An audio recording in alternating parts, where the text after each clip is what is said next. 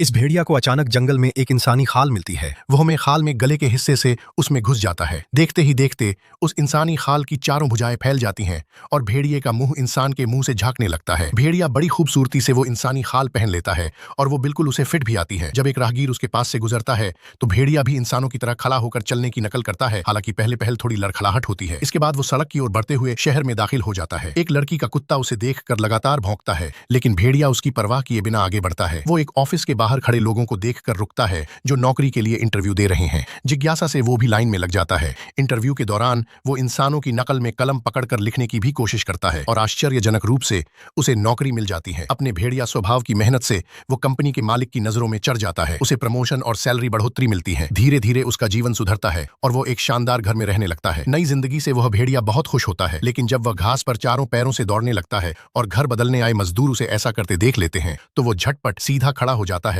और उन्हें इशारा करता है कि काम करो ताकि उसका राज न खुल जाए। शाम को वो दीवार पर टंगी शिकार की तस्वीरें और पुराने जंगल की यादों में खो जाता है। काम के बाद जब वह थकता है तो उसका ध्यान बार बार शिकार और कच्चे मांस की ओर चला जाता है। फिर वह एक सुंदर लड़की से शादी कर लेता है। एक दिन जब सामने पकाया हुआ स्वादिष्ट खाना रखा होता है, उसे कोई भूख नहीं लगती। वह अगले ही दिन एक पालतू बिल्ली खरीद लाता है और उसे घर के गराज में छुपा देता है। जैसे ही वह उसे खाने के लिए बाहर निकालता है, तभी उसकी बेटी गराज का दरवाजा खोल देती है। वो डर जाता है कि कहीं उसकी असलियत उजागर न हो जाए।